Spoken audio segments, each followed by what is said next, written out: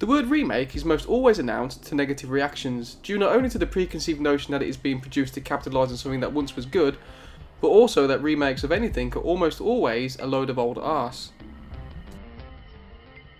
Games sometimes manage to slip out of the prejudice when it comes to remakes by developing something as a reimagining, implying it's a reinterpretation of the original project. With that in mind, I was presented with mixed reactions when I heard they were going to make a straight up remake to Flashback. My first thought was, what an odd choice of game to remake, and secondly, would anyone even buy it? The original Flashback came out in 1992 as a spiritual successor to Another World, an extremely atmospheric and ahead of its time adventure platform game created by Eric Chahi.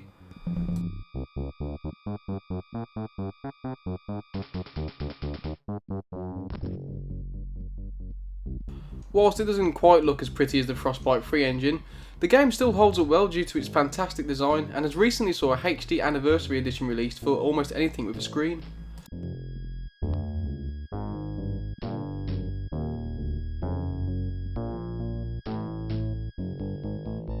This time around, the lead designer was Paul Cusitt, I think I'm pronouncing that right, who prior to Another World collaborated with Eric Chahi on the point-and-click adventure game Future Wars, which if you are a fan of old-style point-and-click adventure games, I would definitely head over to abandonia.com where you can download it for free.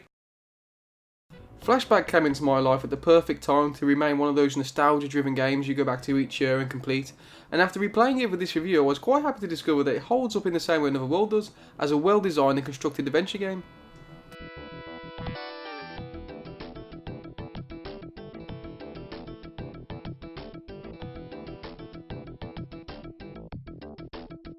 The chances are, if you were a gamer in the early 90s, you would have played Flashback before, as it was released for almost everything. Although where most people would have played it on the Sega Mega Drive, Super Nintendo or Amiga, my first experience of this was on the Acorn Archimedes of all things. Sadly, I no longer own that version, but I still do have the joystick I bought to play it with.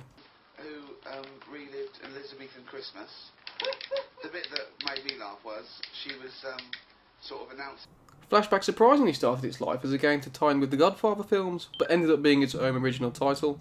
The gameplay was similar to Another World, albeit more refined with its more restrictive position when it came to platforming.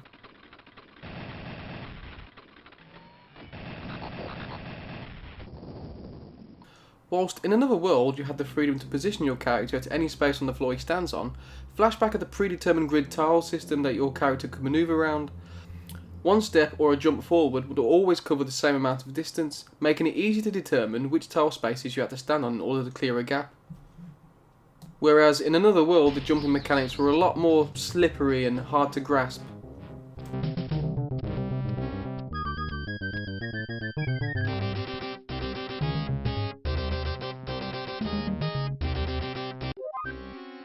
I think these choices work well to the game's advantage, especially as there is still no scrolling. Each screen is static until you proceed to the next, and the slightly upwards tilted angle helps to maintain the illusion that there is more going on than just 2D platforming behind what we can see. Combat in the game was fairly simple. You only ever got a pistol as your weapon, and once drawn you can quickly switch directions and roll out of harm's way. I remember at the time thinking it was the most realistic portrayal of someone firing a weapon I'd ever seen in the game. You didn't get to see your bullets flying, you couldn't jump and shoot. If you got hit, you fell back and had to wait to get back up before you could retaliate. Other than the combat and platforming, you also had small character interactions and an inventory of items at your disposal, most notably of which was the force field barrier used to counteract enemy gunfire when activated with correct timing. It really was a solid game for its time, which made me very sceptical of the remake.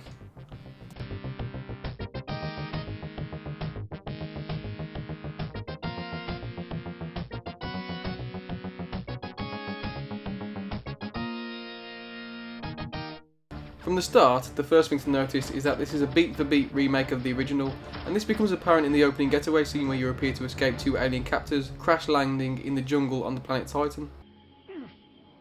The plot then remains the same. You are Conrad Hart, whose only knowledge of who he is comes in the form of a holocube he himself recorded, telling him that he must go to New Washington to find a man named Ian, putting you on your quest for identity. Conrad, I am you, or at least I was. First impressions of playing this game are not great. The visuals stand out at first as being problematic. This isn't to say the game looks bad. I always say and stick by graphics do not matter, but design does go a long way. There is just something that isn't quite right with the 3D look of the jungle. and I think that it's been too closely made to resemble the original, which was designed in such a way to compensate for not actually being in 3D. In terms of other visual updates, the screen now scrolls and is much more zoomed in. I would have preferred it to still be static, but if they didn't update the game at all, it wouldn't be much of a remake. You still have your trusty pistol at your side, only now you can shoot in 360 degrees. This is an essential mechanic, as all of the little weird bin robots from the original game have been replaced with flying drones, which mostly descend from above. There are some new additions to your arsenal, the first of which being a strange choice of exploding fruit, and later on in the game, grenades. I can't say I actually ever found a use for these, other than when the game calls for something to be destroyed that's out of reach. Enemies tend to turn up rather too abruptly for you to ever have enough time to successfully aim a grenade before it's too late. Early on, as within the original, you will receive your force field barrier, which still requires timing to be effective, only now you have a limited amount of times it can be activated before you have to wait for it to recharge. Unfortunately though, due to the faster paced shooting and the ability to change directions instantly, the combat roll, which I'm so fond of from the original, is left a little bit redundant. It does come in handy now and again, but it is by no means essential. As you recover segments of your lost memory, you are treated to some surprisingly fantastic, albeit out of place, graphic novel style interludes, which help to keep you interested in the plot as you progress from area to area. Come on, SBNB12, that's illegal biotech. I'll give you 55. Speaking of areas, after the uninspiring jungle level you begin with, the game actually then takes a turn for the better with a much more realised level design to reimagine the levels to follow. All the levels throughout the game require the same level of ascending exploration which made the original so unique. This is achieved as before by climbing ledges, jumping over pits and solving minor puzzles. The jumping mechanics are functional if not a little broken. Rather than having predetermined landing points depending on which tile you execute the jump command on, now you have a more floaty jump allowing you to change direction mid-air. This is one of the game's lower points. Conrad doesn't appear to have any weight to him and he moves far too unrealistically. Also, the gun no longer has to be drawn to be fired and can even be fired whilst jumping, which tends to remove the tension from the battles. To sit alongside the shooting mechanics, they have also added some stealth elements, allowing you to take down enemies unaware, letting you sneak up on them from behind or pull them off the edge of a ledge. I, for the most part, actually forgot that this was an option, and the times I did try it, it was 50-50 whether the game would allow it to work or not.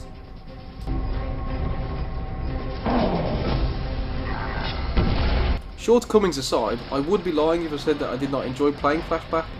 The plot-driven mission progression, which requires you to take on contract work in order to raise money to enter Death Tower, is still varied enough to keep the game interesting whilst operating out of what is technically a small hub world. User, time and space lines. Missions consist of simple fetch quests, to timed platforming sections, to escort assignments, and all are still distinct enough to successfully change the pace of the game to give a sense of plot progression. On the whole though, the levels are hit and miss. The second level is very well realised and fits in well with the Unreal 3 engine, including some sections that require better use of the acquired glasses to see hidden passages Conrad is exploring. The spaceport level in particular stands out as being one of the game's better experiences, adding new obstructions to work around, more interesting enemies to fight, and a Blade Runner inspired cityscape route to traverse. One of the more disappointing parts of this remake for me was Death Tower, which is my favourite level from the original. Vectorcell have taken more of a glitz and glamour approach to this, which I thought really removed the cold sense of abandon you received before. As the game draws closer to its conclusion, you will receive the teleportation device, which once thrown can warp you to wherever it lands. This helps to maintain the maze-like style of the Alien Planet level, and possibly to greater effect due to the game's more zoomed in appearance. The game should take you around about 5 hours to complete, which for a budget download title is fine. I think any longer and the experience might have started to get stale. As it stands, I was left surprisingly satisfied. There are numerous bugs in the game, often climbing animations will happen in mid-air, and this part in particular had me stumped. I noticed the drones hiding up in the ceiling as an obvious trap, so I took them out before jumping down. Once I did, the laser was triggered and there was no way to escape. It was only after accepting the trap that taking out the drones triggered the action to open the doors. Speaking of drones, it would have been nicer to have a few more enemies in the game. For the most part, the drones do take centre stage, and when you do finally meet the aliens at the end of the game, they do take way too many hits. This was one of the only times in the game that I felt the need to ever use the levelling system, which can be used to give yourself greater health, faster energy regeneration speeds, and critical damage, but other than this I never really felt like I needed to set these to progress. I was all set to hate this game, but I look back on it quite favourably. I had fun playing it, and that's the main thing.